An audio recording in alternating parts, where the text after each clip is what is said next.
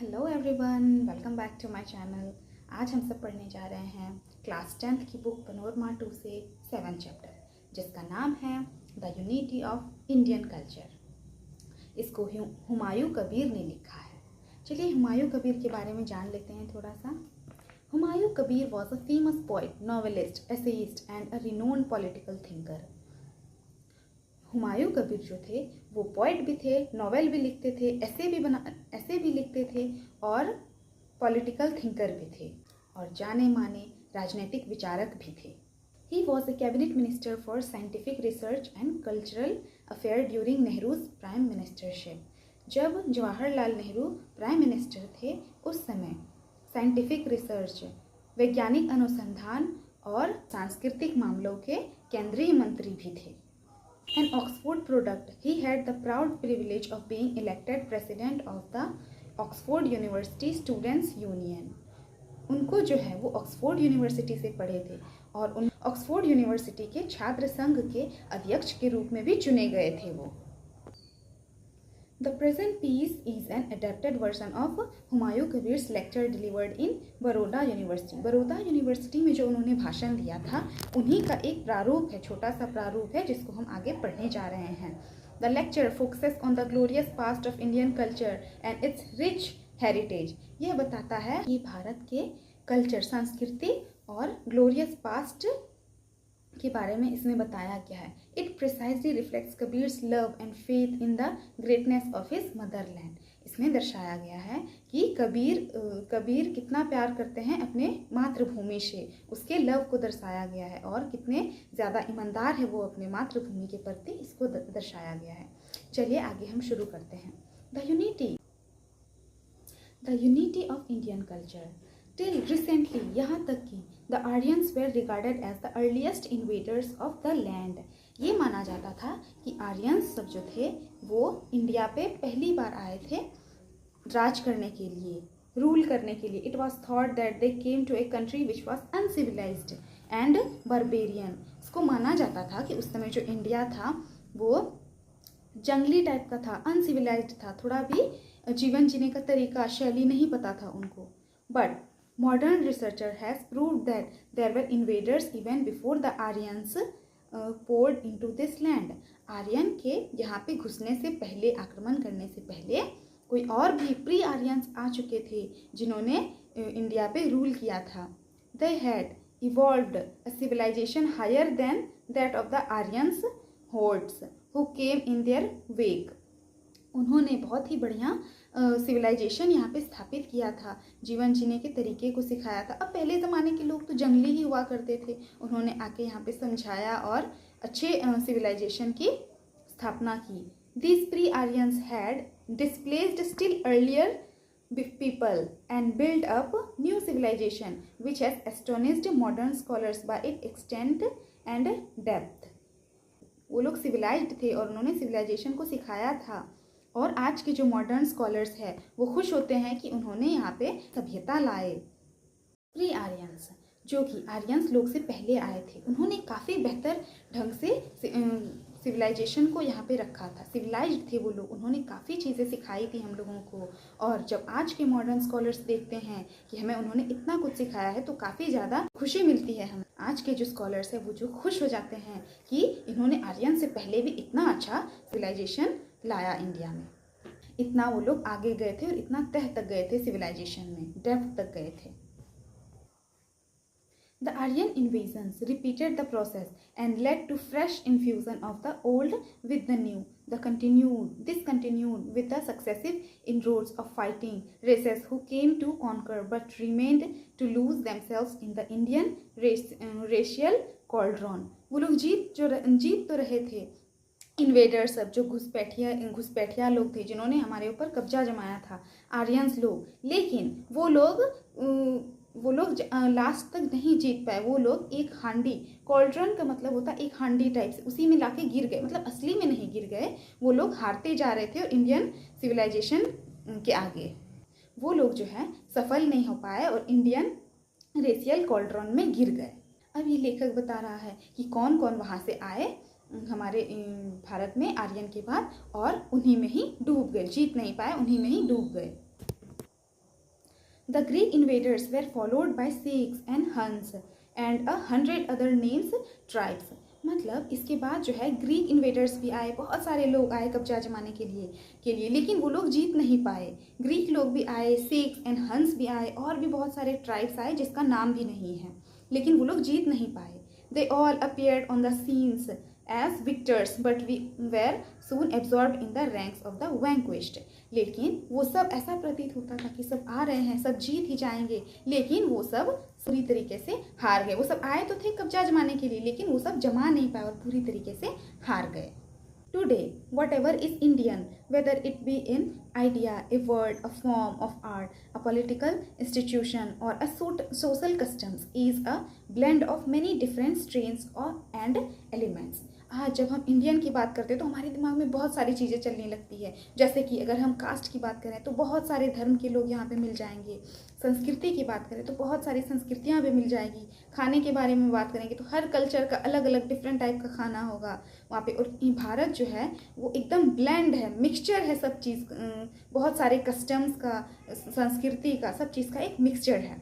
In spite of the derivation from many sources and the consequent variety of forms and types, we find a remarkable unity of spirit in forming Indian culture throughout the ages. In fact, it is this underlying unity which is one of the most remarkable features of Indian culture. इस stanza में कह रहे हैं कि हमारे देश की कोई भी संस्कृति ले लीजिए आप, उसमें से सारे संस्कृति, कोई भी कास्ट रिलीजन ले लीजिए आप, उसमें सभी में मोरल वैल्यू सिखाई जाती है, अच्छी अच्छी बातें बताई जाती है संस्कृति से रिलेटेड। और इतने डिफरेंसेस होने के बावजूद भी हमारे में एकता का एक यूनिट बना हुआ है। और यही एक ऐसा फैक्टर है जो इतिहास से लेके अभी तक इनको, अपनी संस्कृति को बचाए रखती है। हमारी यूनिटी ही हमारी पावर है। अंडरलाइंग यूनिटी, अंडरलाइंग यूनिटी का मतलब है छुपी हुई लेकिन बहुत ज़्यादा इम्पॉर्टेंट होती है। बाहर से जैसे अगर कोई भी परेशानी हुई तो हम एकजुट होके उनका सामना करते हैं। In volume, the duration, no civilisation with the possible exception of the Chinese can bear comparison with the civilization of India. कोई भी सभ्यता ऐसा नहीं है जिनसे इंडिया की तुलना की जाए। चाइनीज एक्सेप्शन है, चाइनीज हमारी सभ्यता के आसपास में आ जाता है, लेकिन इंडिया से कोई भी तुलना नहीं कर सकता है, इतनी अच्छी हमारी सभ्यता है। The area of the land, the number of the people, the variety of the races and the length of the Indian history are hardly repeated elsewhere. मतलब यहाँ पे कह रहा है कि इंडिया के लैंड के बारे में बता रहा है और यहाँ पे कितने लोग हैं, पीपल के बारे में, the variety of races and the length of the Indian history, यहाँ पे कितने सारे अलग अलग टाइप के जाति है उनके बारे में बता रहा है। वो कितनी, एंड हार्डली रिपीटेड एल्सवेयर, इतनी तरह की जातियाँ हैं यहाँ पे कि हार्डली, मुश्किल से ही किसी और कंट्री में देखने को मिलेंगे हमें। The variety of Indian culture is equally amazing, जो इंडियन कल्चर है हमारा, उनका वेराइटी है वो बहुत ज़्यादा ही अमेजिंग है। और हमारे भारत का जो इतिहास है वो भी, उसका भी कोई कंपैरिजन नहीं है। इतना लंबा इतिहास रहा है हमारा, हार्डली ही किसी और कंट्री में ऐसे इतिहास आपको देखने को मिलेंगे। दूसरी जगहों पे ऐसा कुछ हुआ ही नहीं है, तभी तो हमारा कल्चर इतना डेवलप कर रहा है और हमारा कल्चर इतना इम्पोर्टेंट माना जाता है। In spite of 1000 vicissitudes, it has survived to the modern day. इतने सारे उतार चढ़ाव के बावजूद हम लोगों ने अपनी संस्कृति को पकड़ के रखा है और मॉडर्नाइज हुए हैं। This has been possible only on account of a sense of Indianness, which imposed unity on all diversity and wove into one fabric of national life, the many standard strands of different texture, color and quality, which have entered here. इसका कहने का मतलब है कि हम जो इतनी उतार चढ़ाव के बावजूद भी जो हम मॉडर्नाइज हुए हैं, तो ये सिर्फ एक सेंस पे पॉसिबल हो सकता है कि हम लोग सर्वाइव टू इंडियननेस, कि हम लोग इंडियननेस है। हम लोग दुनिया के किसी भी कोने में चले जाएंगे तो हमारा जो भारतीय होने का गुण है, जैसे हम लोग मेहमान नवाजी करते हैं, हमें मोरल वैल्यूज सिखाए जाते हैं कि जो हमारे, अगर हम बुरा करेंगे तो हमारे साथ बुरा ही होगा। छोटी छोटी जो चीज़ें हैं ना, ये सब बहुत मायने रखती है और यही सब वजह है कि हम लोग के अंदर इतनी सारी विभिन्नताएं हैं और उनके बावजूद भी हम लोग यूनाइटेड है, एक साथ जुड़े हुए रहते हैं। यहाँ पे जो इन्होंने बताया है, वोव into one fabric of national life, the many standard of different texture, colour and quality which have entered here. It means that कि वो मीन्स बुनना। हम लोग जो भारतीय संस्कृति है अपने इतने सारे डाइवर्सिटी होने के बावजूद बुने हुए एक चादर की तरह, कि हम लोग डिफरेंट डिफरेंट कल्चर से बुने हुए हैं और सब चीज़ इसमें समाये हुए हैं एक चादर में ही। इतने सारे डिफरेंट टेक्सचर है, कलर, क्वालिटी होने के बावजूद हम सब एकजुट एक चादर की तरह बंधे हुए रहते हैं। The ancient world threw up fine flowers of civilization in many lands, with the exception of India and China, they all are dead and gone. यहाँ पे कह रहा है कि एंशियंट पुराने ज़माने में जो दुनिया हुआ करती थी, तो उन्होंने बहुत सारी फ्लावर्स ऑफ सिविलाइजेशन, सभ्यता की बहुत सारी फ्लावर्स उसके पहलू को डाले थे कि हम लोग इतने अच्छे से सभी हो पाएंगे, लेकिन सब लोग इसको आगे बढ़ा के नहीं लेके चल पाए। सिर्फ इंडिया और चाइना ही ऐसा देश है जिन्होंने सभ्यता को संभाले रखा और उसको आगे तक पहुंचाया। बाकी लोगों में सभ्यता इतने अच्छे से डेवलप नहीं हो पाई है जितना अच्छे से इंडिया और चाइना ने डेवलप किया। It is only in India and to some extent in China that the old civilization and culture have grown and changed, but never grown or changed at the expense of an underlying unity. इसमें कह रहा है कि सिर्फ India और China ही है जिसने अपनी पुराने सभ्यता को साथ लेके चला है और इसमें पुराने सभ्यता को डेवलप किया है, और ऐसा नहीं कि पूरी तरीके से डेवलप कर दिया, अच्छे वे में डेवलप किया है। This has been possible only through the capacity of readjustment exhibited by the Indian society. ये कुछ लोगों ने नहीं, पूरी इंडियन सोसाइटी की वजह से ये डेवलप हुआ है, क्योंकि हमारे समाज में एक दूसरे को समझने की भावना है। ये हमारे इंडियन सोसाइटी के एक एक इंसान है जिन्होंने तब से लेके आज तक यूनिटी बनाए रखी है सभ्यता को लेके। One ground of this adjustment is found in the spirit of toleration that has characterized Indian history throughout the ages. Live and let live has been the policy of the Indians in all spheres of life. यहाँ में बताया गया है कि हमारे भारत की जो संस्कृति है इसमें एक चीज़ तो बहुत ज़्यादा देखा गया है कि सहनशीलता वाली भावना हमारे देश में कूट कूट के भरी हुई रहती है, मतलब बहुत ज़्यादा रहती है। और इसमें लीव एंड लेट लीव, और हमारा ये पॉलिसी रहता है कि जियो और जीने दो, अच्छे से अपना अपना लेके जी सकते हो। हमें कोई प्रॉब्लम नहीं है कि आप इतने अच्छे से क्यों जी रहे हैं, तुम इतने अच्छे से क्यों जी रहे हो, हमें कोई प्रॉब्लम नहीं है, आप जियो और हमें जीने दो। Sometimes this have been carried so far that contrary, if not contradictory, attitudes have been allowed to survive simultaneously. Toleration had led to the sufferance, the civic, even indifferences to the values of life. कभी कभी different policies से हमें दिक्कत आ जाती है इस वजह से, या फिर कभी हमारी मोरल वैल्यूज़ पे कभी कभी दिक्कत आ जाती है, या फिर हमारे कल्चर पे कभी दिक्कत आ जाती है। तो ये सब हमें कभी कभी सहनशीलता की वजह से देखने को मिलता है। और कॉन्ट्रैरी का मतलब होता है एकदम गलत, और कॉन्ट्राडिक्टरी में होता है कि एक सही होगा तो दूसरा गलत होगा।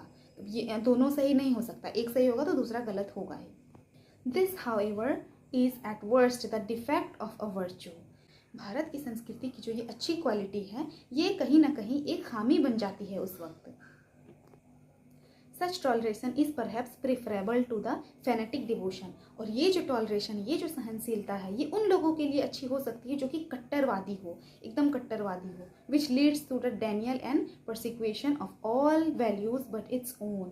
और इससे वो बाकी सबके साथ साथ खुद की भी मोरल वैल्यूज़ को डाउन करते हैं और उन्हें खो देते हैं। ऐसे उन्होंने बैलेंस करके बताया है कि टॉलरेशन हमेशा अच्छी नहीं होती है, कहीं कहीं हमें अपने लिए स्टैंड लेना भी ज़रूरी होता है। तो ये बात कहीं ना कहीं हमारे लिए माइनस पॉइंट में चला जाता है कि हम लोग बहुत ज़्यादा सहनशील हो जाते हैं। Throughout the changes of Indian history, we therefore find a spirit of underlying unity which informs the diverse expression of its life. But the unity was never a dead uniformity, a living unity never is. इसमें बता रहा है कि Indian history जो है इसमें जो इतने सारे चेंजेस आए हैं, इसमें यूनिफॉर्मिटी का मतलब होता है इतनी सारी विभिन्नताएं होने के बावजूद हम लोग यूनिटी के साथ एक साथ खड़े होते हैं। इतनी सारी डाइवर्सिटी, इतनी सारे चेंजेस आने के बाद जो हमारे अंदर यूनिटी आई है उसके बारे में यहाँ पे बात कर रहे हैं। Unity and universality must belong to any culture that is true and vital. Now culture is a concept which cannot be simply और यूनिटरीली डिफाइंड। इसमें बोला जा रहा है कि एकता और सार्वभौमिकता किसी भी संस्कृति से संबंधित होनी चाहिए। कल्चर जो है हम एक कोई पर्टिकुलर चीज़ को लेके हम डिफाइन नहीं कर सकते। कल्चर में बहुत सारी चीज़ें आ जाती है यूनिटरली डिफाइंड। हम कल्चर को जो है हम किसी एक पॉइंट पे या फिर एक मुद्दे को लेके हम उसको डिफाइन नहीं कर सकते, वो बहुत ही बड़ा मुद्दा हो जाता है। There is no single character or mark which can be regarded as the essence or distinctive features of culture। ऐसा कोई एक पॉइंट नहीं है जिसको कि हम अगर बोलेंगे तो वो पूरे होल कल्चर को डिफाइन कर देगा। ऐसा कोई एक फीचर नहीं है। डिस्टिंक्टिव का मतलब होता है अलग, जो लोगों से अलग होता है, जो कि बहुत सारे कॉन्सेप्ट से मिलकर बनता है। चलिए देखते हैं। It is always a complex of many strands of varying importance and vitality. ये एक बात से नहीं होगा, ये हमेशा बहुत सारे स्ट्रैंड्स का मतलब होता है जगह, अलग अलग जगह के अलग अलग कल्चर के लोग, अलग अलग जगहों के, उनका सेंस है यहाँ पे। ये कल्चर का मिक्सचर है। हम एक सिंगल पर्टिकुलर चीज़ को लेके हम डिफाइन नहीं कर सकते कल्चर को। If we attempt to differentiate between culture and civilization of life, which makes civil society possible, culture, in the other hand, it is resultant of such organization and express itself through language and art, through philosophy and religion, through social habits and customs, and through political institutions and economic organization। यहाँ पे बता रहा है कि culture का कोई एक definition नहीं है, सब चीज़ को मिला के यहाँ पे एक कल्चर बनता है। जैसे कि लैंग्वेज एंड आर्ट, भाषा और कला, थ्रू फिलॉसफी मतलब जीवन जीने का रहन सहन, तौर तरीके, एंड रिलीजियन धार्मिक, थ्रू सोशल हैबिट्स, आप कैसे समाज में किस तरह के हैबिट्स हैं आपके, customs, and through political institution, कैसा राजनीतिक पॉलिटिक्स है वहाँ का, एंड इकोनॉमिक ऑर्गेनाइजेशन, और किस तरह से आपकी पॉलिटिक्स वर्क्स करती है। इन सब चीज़ के मिश्रण को ही हम कल्चर कर सकते हैं। In not one of them is separately culture. इन सब में से अगर एक को उठा लिए तो उसको हम कल्चर नहीं कहेंगे। कल्चर पूरे सब चीज़ को मिला के मिक्सचर को कहते हैं culture. But collectively they constitute the expression of life which we describe as culture. वो जो है वो सामूहिक रूप से अपने जीवन की अभिव्यक्ति का गठन करते हैं, जिसे हम संस्कृति के रूप में वर्णित करते हैं। उनको हम अकेले संस्कृति नहीं बोलेंगे, उन सब चीज़ को मिला के सामूहिक रूप से वो लोग जीते हैं, जिसे हम कल्चर कहते हैं। Culture is the efflorescence of civilisation. Culture जो है वो सभ्यता से निकल कर बाहर आई है। जैसे कि हम मान लेते हैं एक जगह सिविलाइजेशन सभ्यता है, तो इसी से निकल के बाहर आई है कल्चर, संस्कृति। Civilization is the organization of society which creates the condition of culture। सभ्यता जो है वो समाज का एक संगठन है जिससे कि संस्कृति का निर्माण हुआ है। There can therefore be no culture without civilization। बिना कल्चर के, विदाउट सिविलाइजेशन, बिना सभ्यता के कल्चर हो ही नहीं सकती है।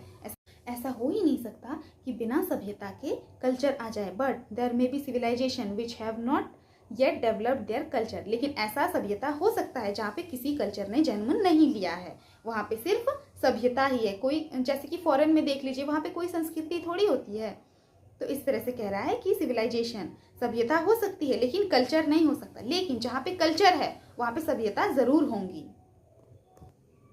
Perhaps what is more often the case is that there are civilized people among whom only a small section has achieved culture। मतलब और भी कई सारे केसेस देखने को मिलते हैं जहाँ पीपल लोग सिविलाइज तो हो गए हैं, सभी हो गए हैं, लेकिन वहाँ पे छोटे छोटे सेक्शन में कल्चर डेवलप्ड हो रहे हैं, छोटे छोटे समूहों में कल्चर डेवलप्ड हो रहे हैं। We have therefore had and still have races and nations that are civilized। But except for India, we have not yet had any nation or race that could be regarded as cultured in all its sections and classes। For here in India, culture is almost as extensive as civilization। यहाँ पे बता रहा है कि India का civilisation जो है, सभ्यता जो है, इतना वास्ट है, फिर भी हमारा कल्चर भी उतना ही वास्ट है, उससे छोटा नहीं है, उतना ही वास्ट है। लेकिन अगर अदर कंट्रीज़ में देखेंगे आप तो सभ्यता बहुत ज़्यादा है लेकिन कल्चर उतना डेवलप नहीं हो पाया है। लेकिन हमारे भारत में जितना सिविलाइजेशन है, जितना बड़ा सभ्यता है, उतना ही कल्चर भी है। The experience of Europe countries gives us cases of civilisation without culture. Europe countries में में आप देखेंगे कि कुछ ही केसेस ऐसे होंगे जहाँ पे सिविलाइजेशन सभ्यता है लेकिन कल्चर है, संस्कृति मिलेंगे आपको, लेकिन जनरली आपको नहीं ही मिलेंगे वहाँ पे कल्चर देखने को इन इंडिया। लेकिन इंडिया में on the other hand, even the casual tourist has observed that the difference between the masses and classes is not one of quality and can be explained in terms of information and opportunity। India में आप देखेंगे कि एक tourist भी आपको देख के बता देगा कि यहाँ के कल्चर के बारे में। और इंडिया में जो क्लासेस है और मासेस है, जो बहुत सारे लोग हैं और उसके प्रजातियाँ जो है, उनको हम क्वालिटी के बेसिस पे, ये काला है ये गोरा है, इस बेसिस पे हम अलग नहीं करते हैं, उस बेसिस पे हम लोग अलग कल्चर डिफाइन नहीं करते हैं। Can be explain in terms of information and opportunities. हम लोग इसलिए अलग है, अलग अलग जातियां हैं क्योंकि उसका अलग अलग पूर्वज रहा है, अलग अलग स्टोरीज रही है, हिस्ट्री रही है, इस वजह से हम लोग अलग अलग कल्चर रखते हैं, ना कि श्वेत ये वो डिस्क्रिमिनेट करके। और यूरोप में क्या होता है कि वाइट और ब्लैक क्वालिटीज़ के बेसिस पे उनमें भेदभाव किया जाता है, पर इंडिया में ऐसा नहीं है। हम लोग का पूर्वज, हम लोग की स्टोरीज अलग रही है, हिस्ट्री अलग रही है, इस वजह से हम लोग में अलग अलग टाइप की गुण रहते हैं, संस्कृति रहती है। There the differences in quality between the masses and the classes is at times so great that it has shaken the faith of the most fervent and democrats। मतलब वो लोग भी हैरान हैं कि हमारे देश में ऐसे इतने सारे क्लासेस और जातियां कैसे अलग हो गई। वो लोग भी दंग रह गए थे कि ऐसा कैसे हो सकता है यूरोप में। The remarkable phenomena can be explained only in terms of the unity and continuity of Indian culture। Unity is in one sense the common characteristics of all culture। India का जो कल्चर है, इतने सारे different culture होने के बावजूद भी हम लोगों में एकता जो है वो सबसे ज़्यादा स्पेशल है। हम लोग चाहे कितने भी अलग प्रकार के इंसान हो, लेकिन एकता की वजह से हम लोग एक हो ही जाते हैं। चाहे तुम्हारा कल्चर कोई भी हो, लेकिन सब में एकता, सब में कॉमन मिलेगी आपको भारतीय संस्कृति में। What specially distinguishes the culture और India is it's unbroken continuity. ये जो है, एक तो हमारे देश में एकता है और दूसरी है कंटिन्यूटी। जो हमारे पूर्वज में चले आ रहे थे वो अभी तक चले आ रहे हैं, कंटिन्यूटी बनाए रखा है अभी तक। अभी यंग जनरेशन वाले लोग जो है उनको भी ये कंटिन्यूटी बनाए रखनी है। Here there have been no violent or sudden breaks but on the contrary steady growth और and extension of culture which has gradually permeated every class and section of society. India का जो growth हुआ है वो अचानक से growth नहीं हो गया है, वो धीरे धीरे ग्रेजुअली ग्रोथ हुआ है। उसका उतार चढ़ाव होने के साथ साथ हमारी संस्कृति डेवलप हुई है, ऐसे अचानक नहीं हुई है। और इसी वजह से आज हमारी संस्कृति जो है पूरे इंडिया के कॉर्नर तक पहुंच रही है। और यहीं पे हमारी कहानी ख़त्म हो जाती है। आई होप आप सबको समझ में आई होगी। ये हमारे इंडिया के बारे में बात हो रही थी, तो आप सबको समझ में आ ही गई होगी। अगर कोई भी प्रॉब्लम हो तो आप कमेंट सेक्शन में बता सकते हैं। इसके वर्ड मीनिंग्स को हम इस वीडियो के बाद डाल देंगे, आप सब याद कर लीजिएगा। Thank you, bye bye. Do like, share and subscribe to my channel.